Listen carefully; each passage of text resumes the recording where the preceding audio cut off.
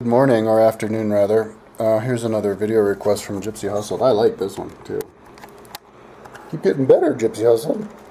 So he goes, why do you believe that most people don't read books?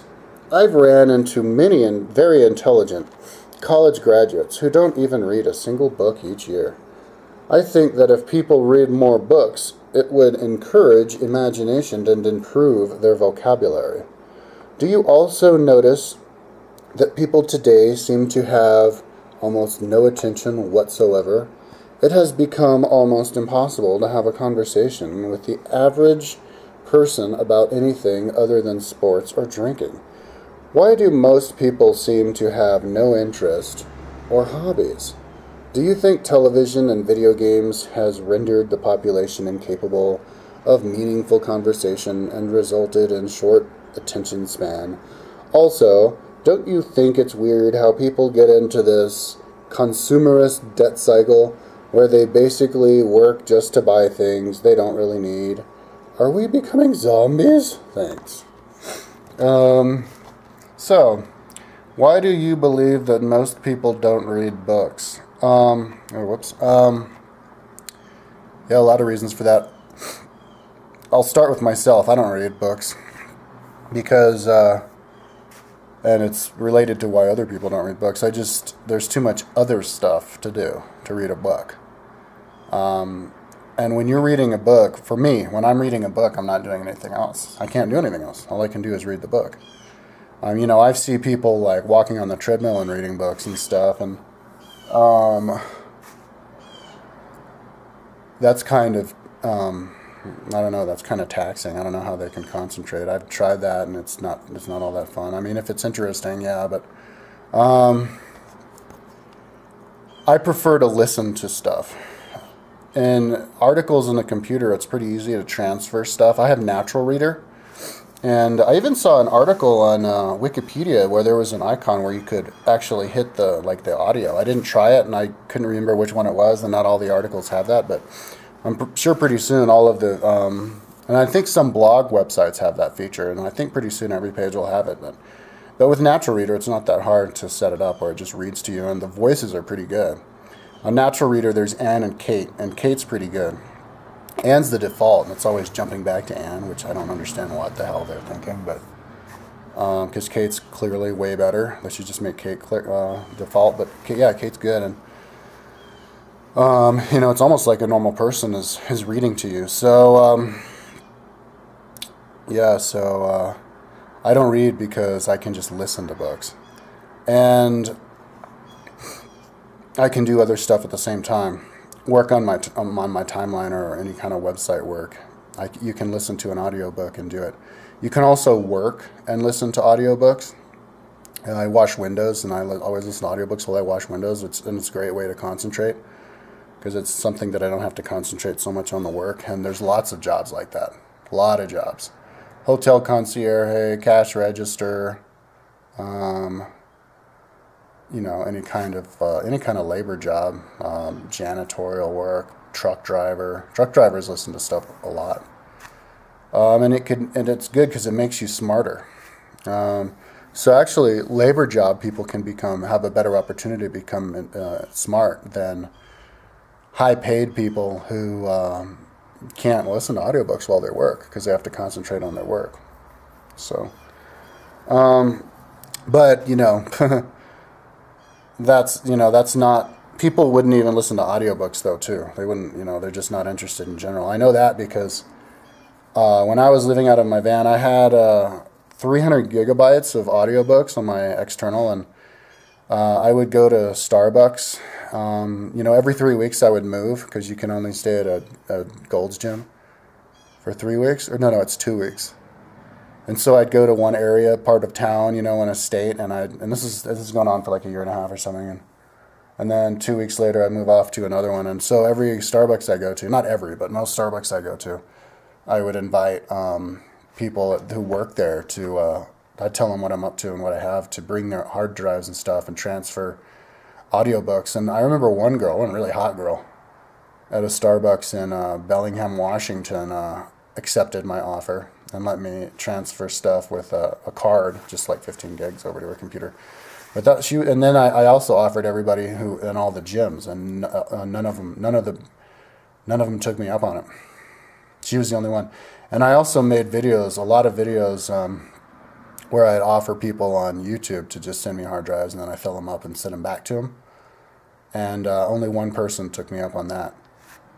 And one person sent me a hard drive. They just gave me one. But they didn't send me another one to fill up and send back to them, so people don't care. And in fact, I even did one video called "This is the most important video you could ever watch" from me, where I offered to do that, and I think it got like double dislikes than likes, and trolls just hit me with it. So it's yeah, people don't care, man. They don't even want to have it available to them. 300 gigabytes of all of the free audiobooks from bookshouldbefree.com. 300 gigabytes. And then I also have 800 audiobooks on top of that from Kindle. And Kindle doesn't have it set up where you can share your collection with somebody else, but Kindle's got it all fucked up, man. I don't even know how to get them back onto they change it or something every time. I don't even know how to get them back. You put it onto my Kindle and then they all disappear. So you have to put it back on, but then it doesn't work. I had this reader called B-Book, which was really good, because I dragged them onto it and then they stayed there. But then I peed into it and it broke. I thought it was my water bottle, my pee bottle. Like sleepwalking. It was the only time in my life I'd ever done that. And then I don't know what happened to it. But anyways, yeah, so people don't read books. They don't give two licks of a dick. So yeah, I mean, like my roommate, he doesn't read. He read a book about Vikings, like last year, and he was talking about it. And I've been trying to get him to listen to audiobooks. The people I work with, I've been trying to get them into audiobooks, and he was going to buy a MP3 player for $30, and he still hasn't gotten around to it. So I'll just remind him. And my brothers don't nobody I know, they're just not into it. So why is that? Well, one reason is people are really saturated by all of this new stuff going on in the world, and they feel like if they were to read a book, it would, first of all, they're not thinking audiobook, they're thinking read a book. So they're thinking like sit down and slow down everything, and now they can't keep up with anything else. I think people get addicted to TV and like the games and the sports, and then the hanging out with the friends and drinking and all that kind of stuff. They get addicted to it, and they can't drop it. So kind of, if they were to sit down and read a book, they would just get kind of anxious and have to move. And the answer to that is listen to an audiobook. But see, I don't like audio. People aren't really interested in like the kind of stuff that I have, history books and philosophy books and religion books from the past, because they think the past is past gone by, and whatever anybody said back there is like, it's boring somehow. Like it belongs to another world, so it doesn't have anything to do with you, and they wouldn't have anything smart to say anyway, because in the past they were all dumb, and it's not really true. Like people in the past who write stuff, they were really smart. I mean, they're always really smart people, and they thought stuff out really well. They took their time in writing, and I mean, it's kind of like, wouldn't you like to listen to some old guy tell stories who actually had experienced it? Everybody would like that. Well, it's the same thing. That's like listening to an audiobook. It's like snapping your fingers, and now you have somebody from ancient Rome sitting right in with you telling the story, and so you can just jump around and ask for whatever. But people don't do that. They're just not into it. I think because people just don't have enough of a knowledge about it to become interested. That hook hasn't even gotten in their mouth, and so they're just swimming around. And now one reason for that is our educational system. People, if you're programmed to do something when you're young, then you'll just carry that out through the rest of your life. And, just like if you're programmed, the first 6 years is your formative years when your brain's forming, and that's kind of programs your personality. You learn that from your parents. But then you're kind of also developing all the way until, your brain and stuff is developing through until you're like puberty. And that's when people would be considered adults in the past. But you're still really being developed, until the end of school, 18, and then even 22. So if you're not programmed to be interested in anything and to educate by the time you're 22, then you'll just carry that out. And that's basically how people are now. And it's true, the educational system that I went through didn't really put any value on learning stuff for yourself or being interested or anything. It was more like basically a place to put kids during the day so that they wouldn't be in their parents' hair. And then they would be taught stuff, simple stuff. But it was mainly like about just teaching you to be obedient, like you have to listen to the teacher talk all day long, and you have to pay attention to him the whole time. And the people who phase out and can't hold that concentration on some dude saying something that he's already said a bunch of times, because they go through the lesson plans really slowly, and I guess it's designed to cater to the stupidest people. So if you're smart, you basically just have to sit there, and then you fade away. But the people who fade away because they can't just sit there and listen to some dude say the same thing, they're the ones who are labeled the stupid ones, and the people who can sit there and focus are labeled the smart ones. And but they never really ask you to do anything in school. They never ask you to use your own head. I don't recall ever being asked to write a paper or anything in junior high or grade school. And in high school, I was never asked to, I remember in 10th grade in history, I did a presentation about Shinto religion, but it was just one, and it was only 5 minutes long, or less. And that was it. And I think the paper was maybe asked me to do three pages, and that's about it, And then 10th grade, I remember we did a presentation about Hinduism with my friends, with Mike, my roommate. And he happened to be in my class, and that was it, They don't ask you to do anything. All they ask you to do is just show up and watch the dude talk, and then they tell you what the test is going to be on, the day before the test is, and it's just multiple choice, and then you only take the test once, and so and there's no credit. There's no, see, this is back before there was internet or anything, but they wouldn't give you any credit if you were to write your own paper. That'd just be on your own time, So it kind of discouraged me from studying at all, I just didn't want to do any of that, because it was kind of in college, I studied my own thing, but I didn't get any credit for it. And in fact, it went against me, and they kicked me out of school because of it. I was doing the the environmental stuff. And they saw me as some crazy eco-hippie or whatever, so they kicked me out of school. So yeah, people graduate, people are from college, And college is basically just like high school. It's just an extension of high school. As far as what they ask you to do. In fact, my college was easier than high school. They asked me to do less. And so people get out, and now they get their job. And it was, and when teachers ask you to do stuff, they kind of apologize first. I remember in college, they asked us to do a paper, and the guy's like, "Yeah, sorry to ask you to do the paper, but I gotta ask you to do something." And, and it was just a simple 5-page thing or whatever. And yeah, and yeah, people get out, and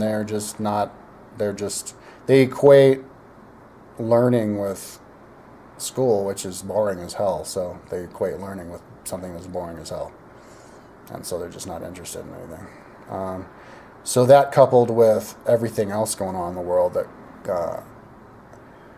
competes with it, movies, video games, TV, all kinds of stuff on TV you can watch. One bizarre thing is like reality shows, how people just love to watch reality shows, sit there and watch people futz around and then fight with each other and stuff. I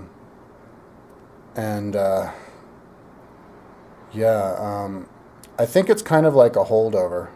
This subject has a lot of different subjects rolled into it. It's kind of a holdover from the past. I think we're still in our minds kind of connected to the past, like, kind of like we're a bunch of like medieval people running around with space age technology. In the past, nobody had any access to education, so they just, and the society was so stratified that you would just do what the dude told you to, the guy above you. And the people who were just the most normal were the ones who, succeeded. And so now people are just, they just like to, they think your life is higher quality if you don't have to have any kind of responsibility or decision or anything. So they just pass it off. And let the guys up there deal with it, And for example, when they had the Phoenix Lights in '97, the big spaceship, some lady's like, "Oh, the stars went." The guy's like, "Well, are you an astronomer?" "No." "Well, there you go. You don't know what you're talking about." Like, you don't know what you're talking about if you don't have the degree. You don't get to, in the past, you wouldn't get to tell anybody your opinion unless you were the Lord. And they do a pretty good illustration of it in television, with the Lord lecturing the poor guy and the poor, okay, and then walking away, And so we're kind of like that with scholars. It's like, oh, well, what does the geologist say? Like, you can't think for yourself. Like, is NSA unconstitutional? I don't know. What do the judges say? When the Fourth Amendment is like 5 sentences, why don't you go look for yourself? Oh, what, the who? So, but there's just so much energy and so much stuff going on that people they don't want to get distracted. They think they're really busy. They're too busy for that. They're too busy preparing for the party or whatever, And in fact, it's funny. I was gonna visit somebody, and I was like, "Hey, yeah, you should go get stop by the Radio Shack, which are everywhere, and buy a hard drive." And then so when I go out there, I'll transfer it to you. "Oh no, I'm too busy for that. I'm too busy," because they're going around, I guess, collecting stuff just to go to their house, like they're too busy to buy it. So I ended up buying it, And anyways, So anyways, let's just go through the different questions. Who don't even read a book a single year. I think that if people read more books, it would encourage imagination and improve their vocabulary. Yeah, listening to audiobooks would definitely improve your imagination. History books are good. See, maybe some people don't want to read books because they think it's too expensive. You got to buy a book for like $15 or whatever. But you can get the books for, like, the best books from history for free. Anything written before, like, 1925 or whatever is in the public domain. And that's why people can read them and provide them for free. And it's great. If you listen to this stuff, it's, hearing stories from the past, it gives you insights about, why the world is to now and what's different about the past and now and what changed and all kinds of cool insights. And then, of course, the vocabulary. They use words in the past all the time that we don't really use now. And it would be good to have, I don't think I don't want to speak with too big a vocabulary if your idea is to appeal to, everybody, like non-native English speakers. But it is good to have it's good to at least know the vocabulary so you can understand somebody else talking, and then, if you want to be like poetic, you can make rhymes better and use specific words can help get your point across too. If you want to say something quickly, you don't have to, you just use the word instead of describe it all out, So it's good to have, if we all had a bigger vocabulary in the future, it would be better, because we could use less words to get our point across. And there's plenty of words in the past that aren't used anymore, so yeah, we should read those historical books and bring them back. Do you also notice that people today seem to have almost no attention whatsoever? Yeah, I have trouble with attention. It has to do with, if you want to talk about it esoterically, it kind of has to do with us living in a more timeless, less fixated on time.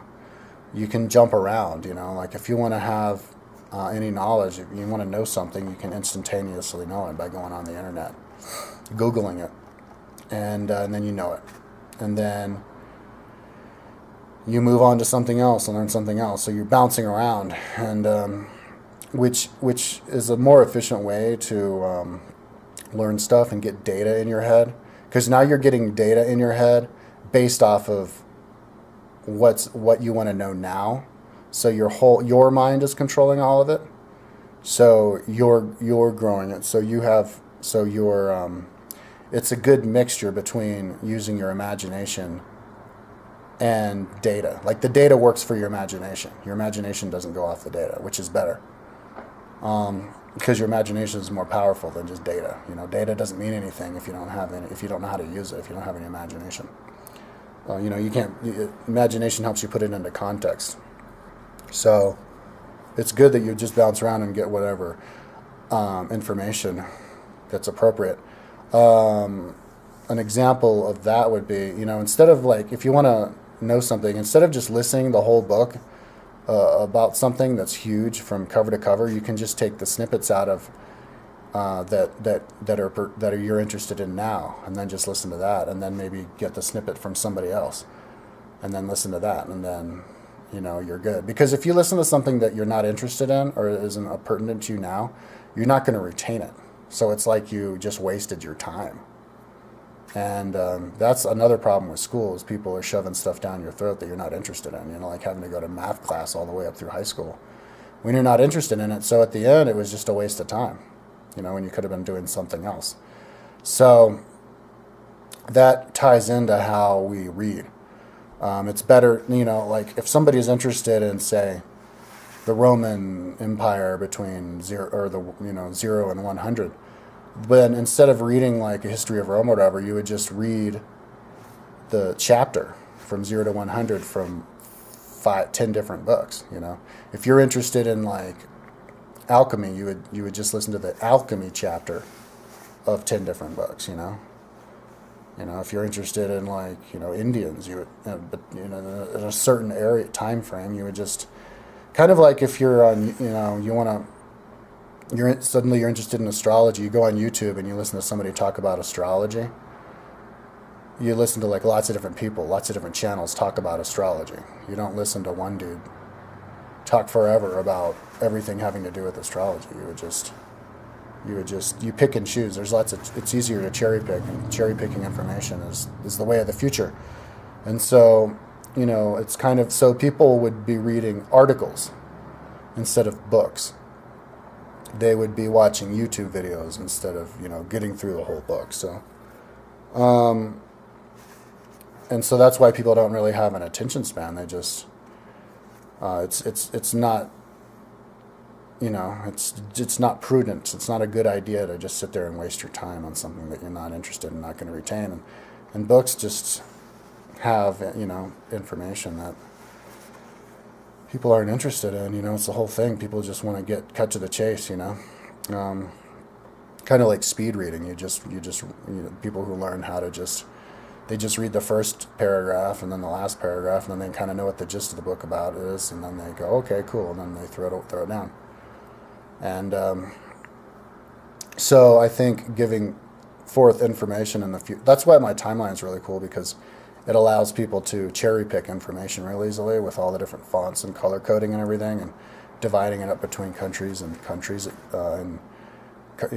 states within countries and stuff, that you can just jump around depending on, so you can follow, kind of like a detective, follow the crumbs, follow the trail. of whatever you're interested in, and all the things that connect, and then you can jump to something else, just bouncing around. And you know, like if you want a kid to learn, be a good kid and learn really fast, you just let him jump around and play and do whatever he wants. If you tie him to a chair and tell him to read a whole book or whatever, he'll just get depressed.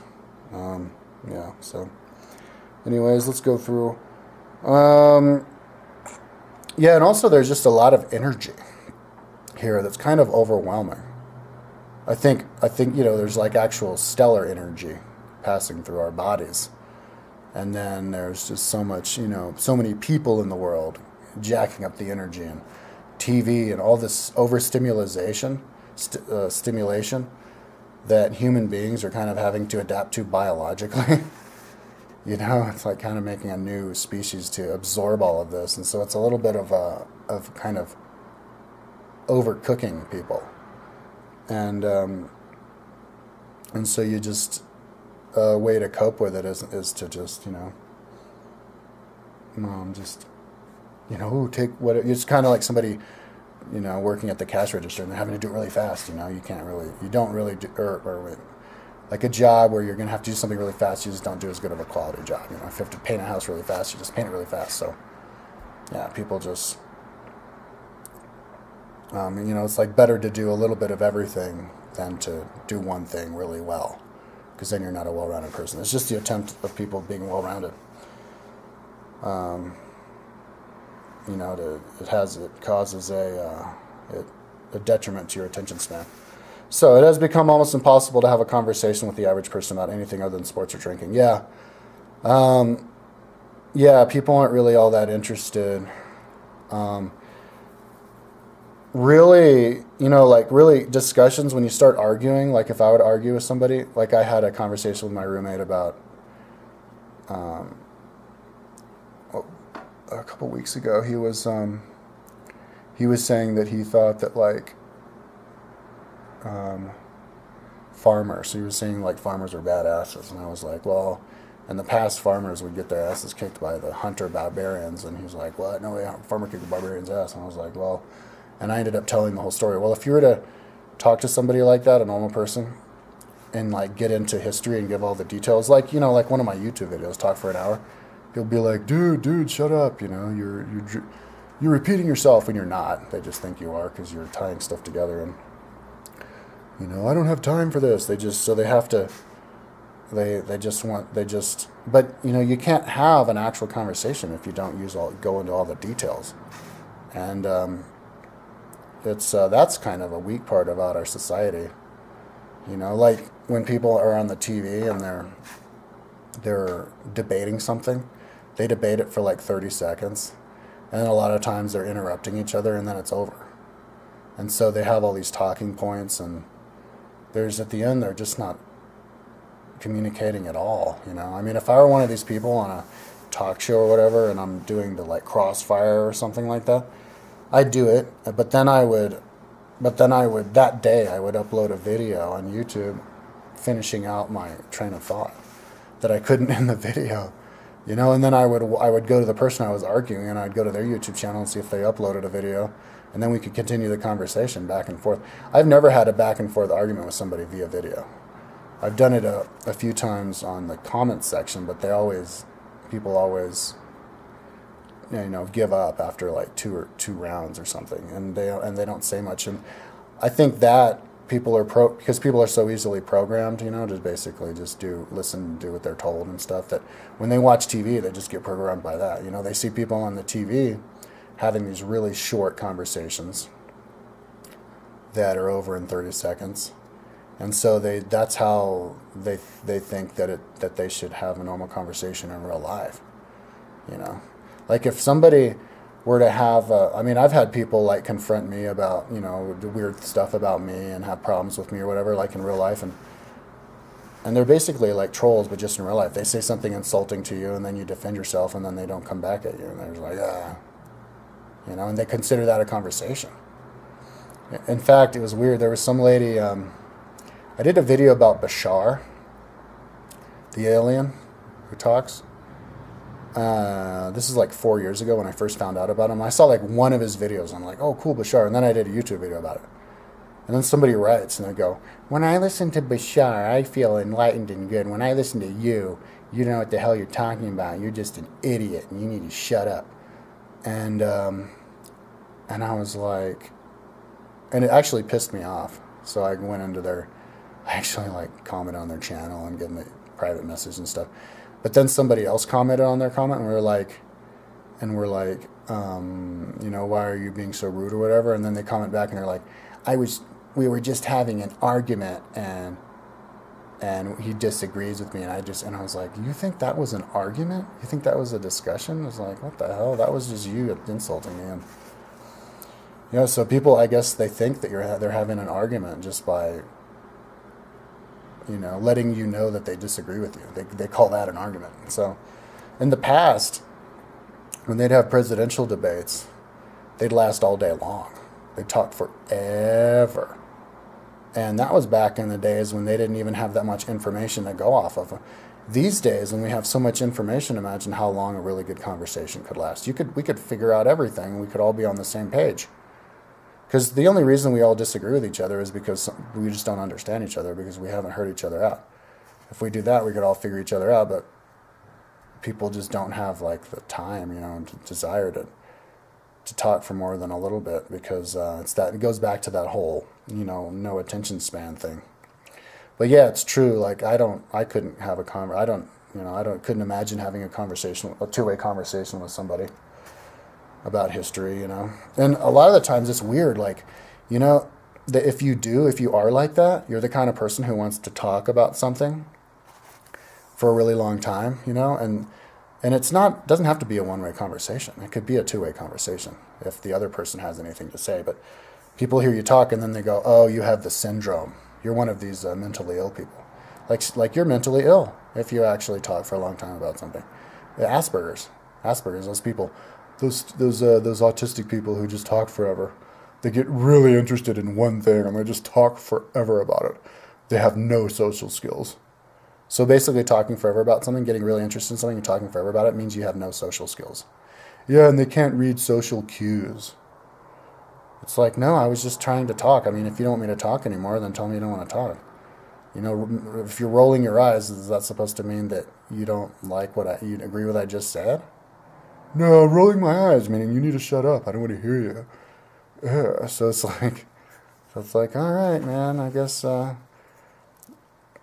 know, but they're like, yeah, I guess you're smart. You know a lot of stuff. So I bet there's lots of people out there who think I have Asperger's just because I talk for a long time about stuff, which is bad, like the syndrome. So then it's like, oh, people who suffer from Asperger's, people who suffer from being interested in stuff and talking forever about things.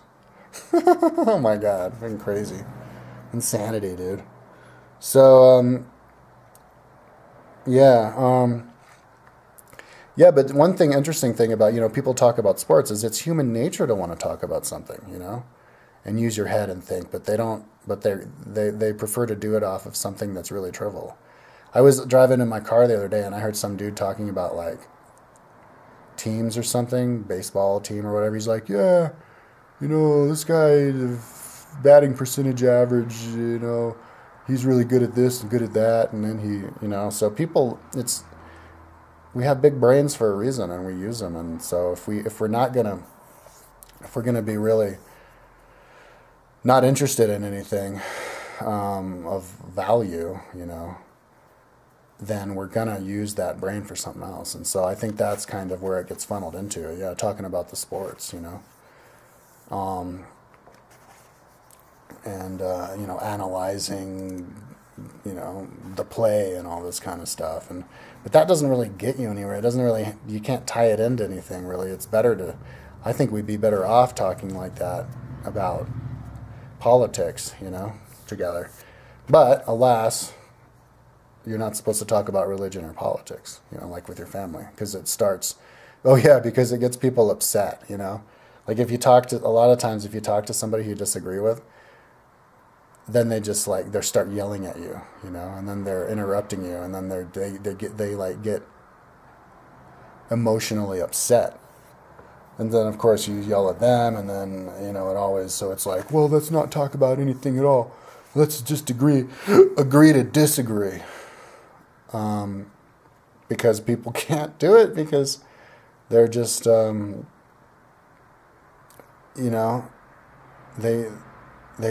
never were learned how to argue. It's like typing. You're in school. If you, like, my brother never had typing class for some reason, and he never learned how to type. I did typing class, but the typing class ended before we got to the numbers, so I never learned how to type the numbers. So imagine if you go all the way through school and you never learn how to have a two-way conversation. Then you just never learned, and you can't do it. And I mean, I was never taught how to. I know how to have it, but I was never taught in school how to have a two-way conversation.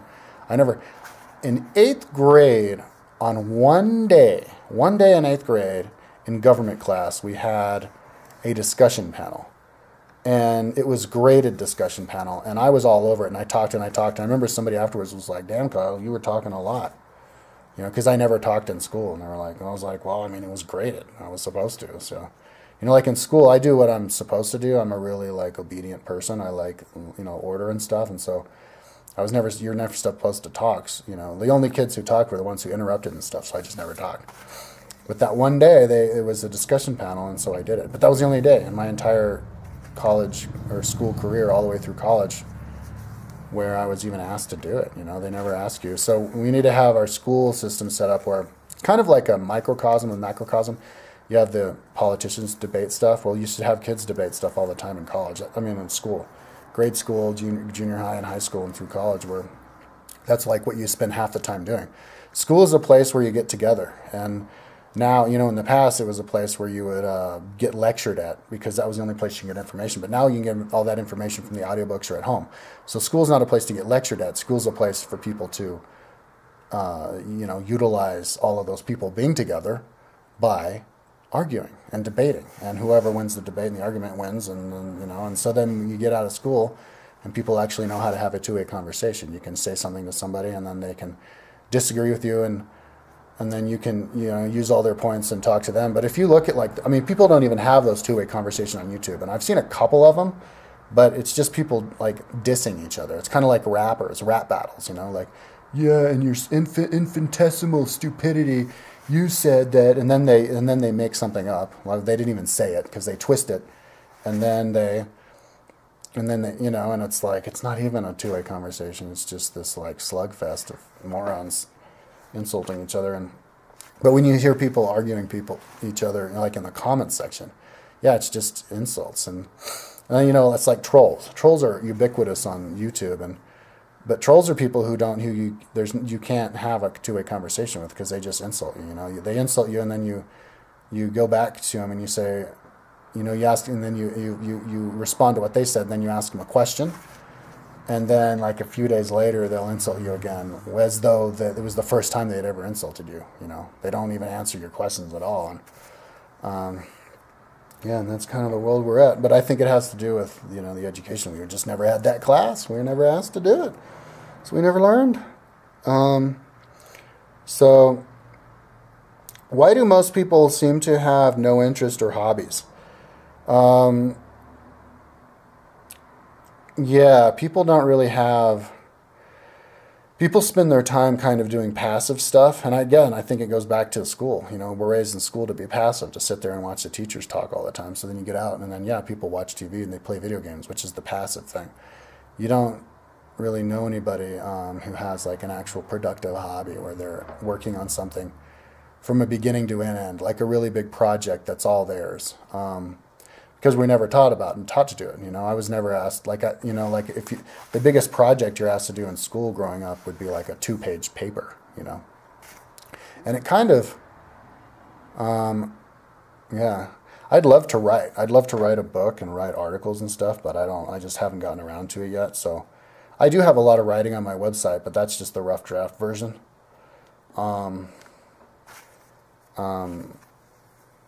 I kind of have that whole, attention deficit disorder thing with my website, because I'm just trying to do everything at once, because I'm trying to play catch up, I feel like I'm behind, so I have to, before I'm done with one thing, I'm like, okay, let me do that other thing, and so I'm just frantically working. And if we could have started that from when we were kids, then it would be we could have, I'd be, like, if I'd have dropped out of school after 6th grade, I'd be a lot farther ahead now than I am, like in terms of my computer work and my knowledge about stuff.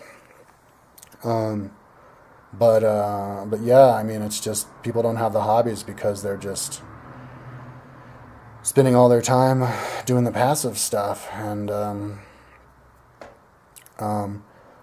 yeah, and it's weird. Like, my hobby it's kind of like a hobby. See, in an ideal world, your hobby is your job, So my hobby / job that I'm not getting paid for, but so I guess if people consider it a hobby, is my history timeline, and when I'm done with that, it'll be my personal website. But yeah, I mean, I get more people like dislike me for that more, it seems like, on the internet than like me. People do like it, but people aren't really all that interested at all. Like, that's all I vlog about, and nobody ever has a comment about it, about my timeline, even though that's all I talk about. They just talk about other stuff, like, or the video gets a dislike. You just talk about the same thing. Well, no, I mean, I'm talking about the timeline, yeah, but I'm doing different. I'm evolving with it. Yeah, so people don't even understand the concept of having a big hobby like that. Back in the past, people were really patient. They'd work on a sculpture for 30 years, 5 years or something, and it's just people understood it, and they were supported for it and all that kind of stuff. But now people are only, you can only get a job or whatever doing something and part of a big group, getting a really specific, with your little specific trained thing. Right now, people are really, see, because we're learning so much and making advancements so fast that we're kind of like ants, where you get lots of people working on one thing, so you get really specialized in one job, kind of like the assembly line factory. You just stand in one place and you're the guy who does this. And so, now, you're really good at, you're like, there's the cinematographer, there's the writer, there's the director, or in a company, there's the accountant, there's the salesperson, there's the engineer, there's the computer programmer, and you just do one thing. So it kind of, and you get really good at it, and so you don't really have the time to be well-rounded, You're at work all day long, and then you come home, and you're tired. And so I think we should kind of switch it up, change a little bit, where people can get different jobs, Like, you don't have to make people sign 5-year contracts with stuff, and people can just get to move around more, move from one town to another, one career to another. That would make it better off for people to be well-rounded. Once stuff levels off and the world stops, like, evolving so fast, I think that's where we'll go. People will become more well-rounded. Yeah, but yeah, people aren't really all that interested, like, you can talk to somebody for a little bit, about simple kind of stuff, but if you kind of get, like, stuck next to them on a bus for like a 12-hour ride, you're gonna eventually stop talking after like a half hour, and you're not gonna have, it's rare, you're never gonna have a in-depth conversation about something. I mean, it would be cool to be able to to talk to somebody who could talk forever about one thing, and then you could just ask them questions about it, and then give your little insights as they go along, but I haven't met anybody like that yet. Do you think television and video games has rendered the population capable of meaningful conversation, and resulted in a short attention span? Yeah, television, for some reason, people in TV and movies are really despicable people. In TV, when somebody makes a phone call, he'll talk and then he'll just hang up without saying goodbye. Like, a lot colder and meaner than they are in real life. The humor is really cynical and snide, and, making fun of somebody just for being different. And it's kind of plays into the zeitgeist, it plays into what we're all kind of agree that we're all used to, so that we can all relate to it, because that's kind of how we always were. When you do a TV, something that a lot of people are going to watch, a movie, you want to make something that's you want to shoot for the lowest common denominator, something that everybody's going to relate to, and that is the make fun of you jokes, and the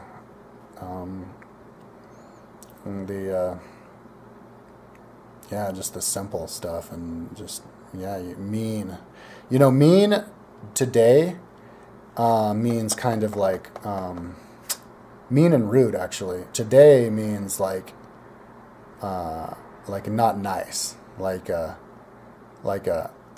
angry and hurtful person. But in the past, mean and rude meant simple. And it was, and like noble now means like somebody who is very, a good person, like upright, standing, and sophisticated, like and a gentleman would be a sophisticated. And in the past, that just meant somebody from the upper classes. So, I guess in the past, people in the upper classes were a lot more friendly and diplomatic, because they had to deal with other people in a wider range of subjects. And the people who were really poor and ignorant just, didn't have the training to really be,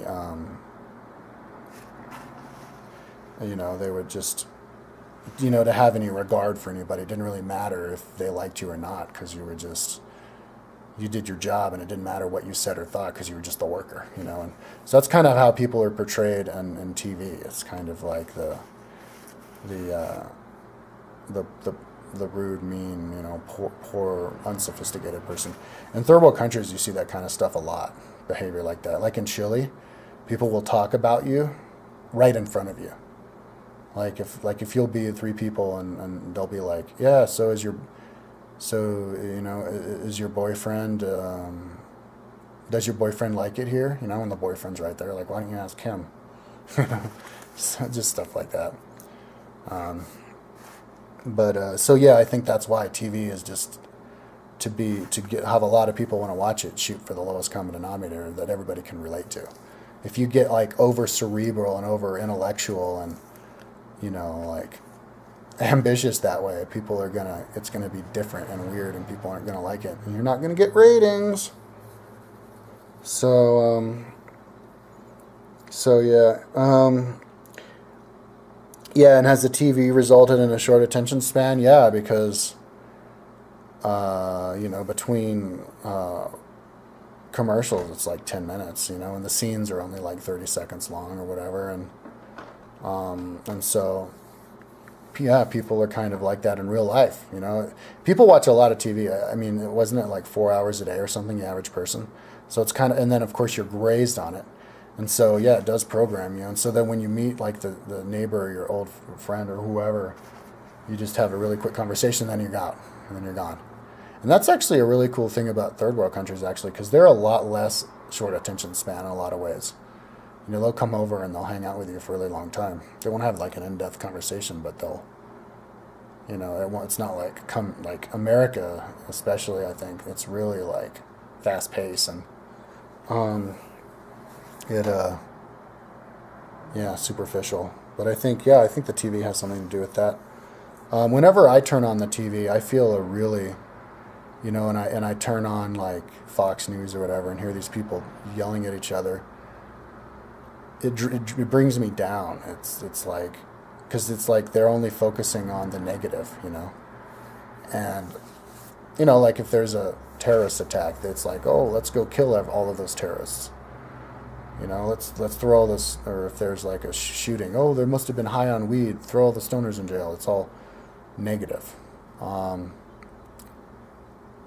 the news just has stories about negative stuff, and they don't really, it's not like people aren't positive. And because it's easier. It's just easier to be negative, like I have a lot more fun, and it's a lot easier for me to talk trash about somebody than to, praise them forever. So yeah, I think the TV, but YouTube is changing all that because people have more control of their own stuff, and so people can, take forever to explain something, and of course with the books becoming available, people can start to listen to those and forever, and I think that'll fix it. Make people have longer attention spans.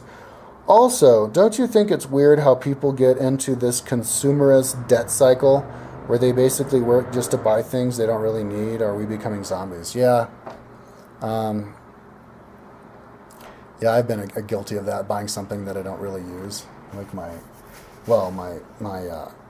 telescope. But then it broke, those bastards. I need to call them. Meade telescopes. Don't ever buy a Meade telescope. It broke, so I sent it back to them, and they said they couldn't fix it, and because it got dust in it. But it's hermetically sealed. How could dust get in it? And why would you not fix it? I didn't even use it once.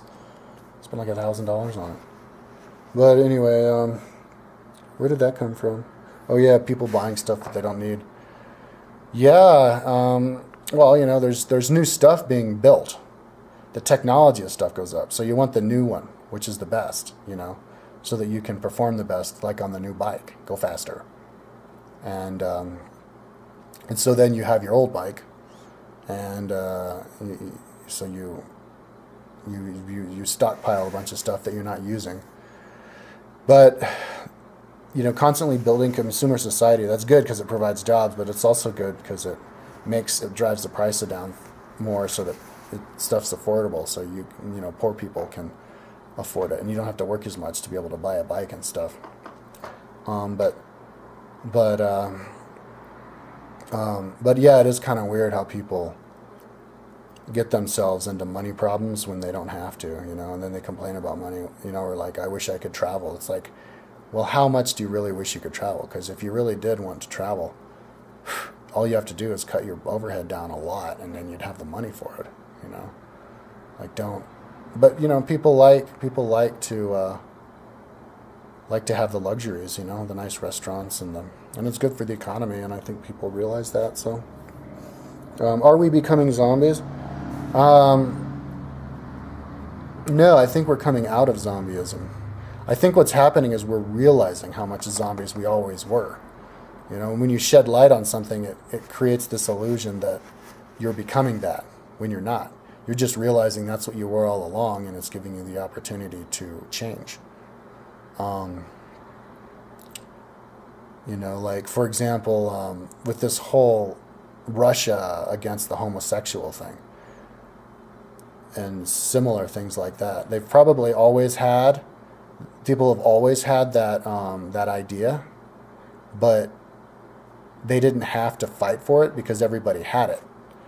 But now that there's so much tolerance for homosexuality, and the homosexuals flaunting that they are homosexuals and their homosexuality, like walking around with their hands hand in hand, then people feel like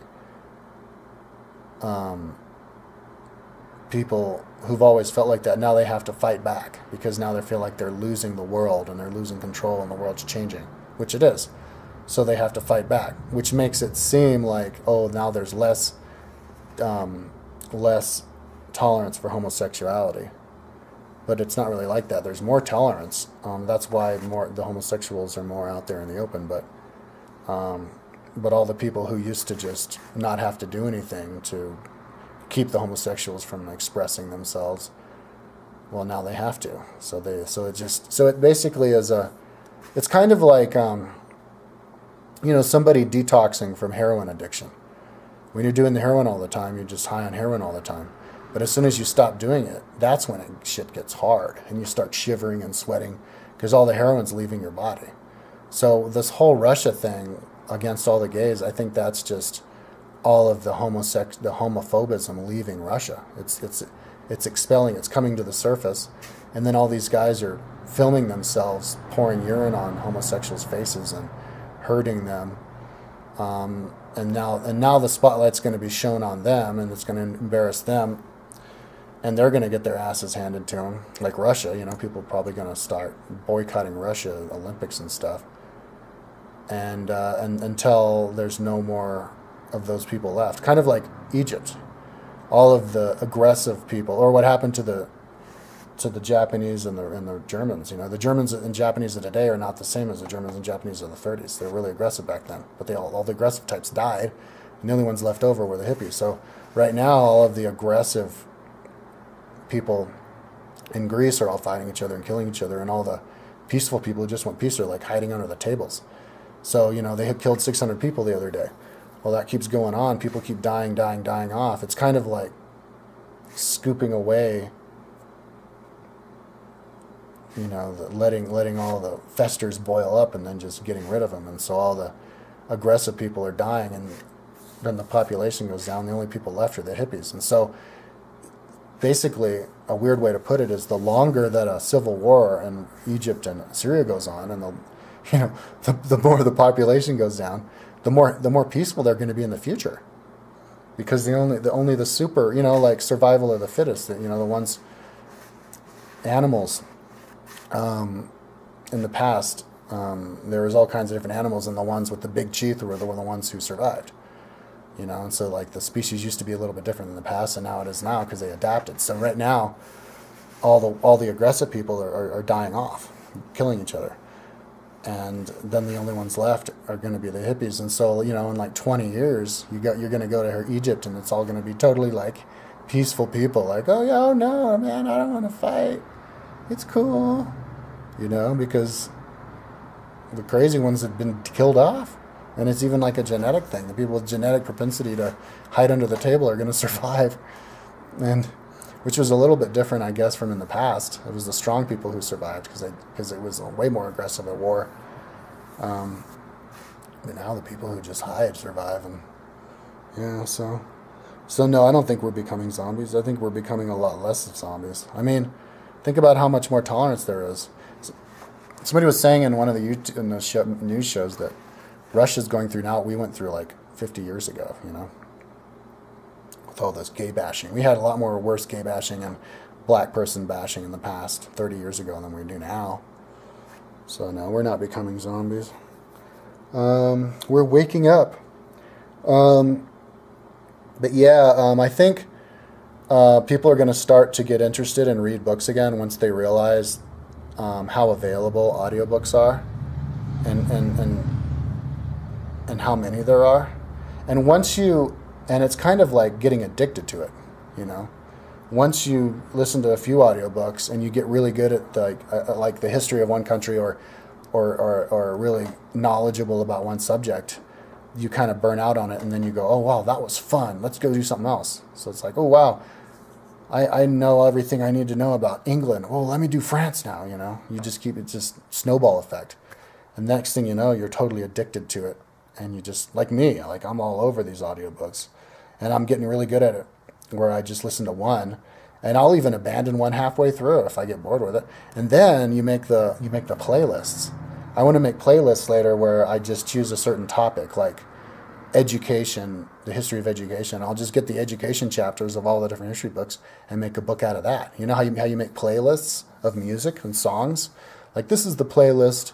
My friend's really good at making a playlist for whatever.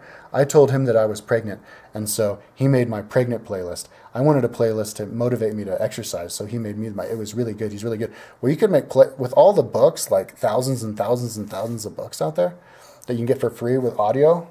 You can just make playlists. And be like, hey, what are you interested in? I like, culinary arts. We'll just go to the culinary arts chapter of every history book that was ever written, and then throw them all together in one, and it's a culinary arts book. And then you can just listen to it on your 7-hour bike ride. You go through the whole thing, and now you know everything there is to know about culinary arts. You can. It's all about cherry picking.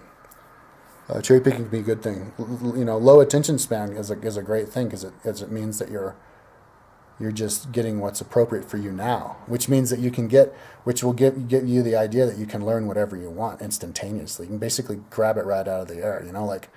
What's this? What's like? Oh, geez, I wonder what in 500 years what dogs will look like. Okay, let's see. You can just get all the information that you have, and boom, you got it. kind of like that. It starts with books, but then it'll in the future it'll end with just our vast knowledge about stuff, sucking it right out of the air magically. So anyways, holy shit, a whole hour exactly. All right, that's enough. Okay, peace out.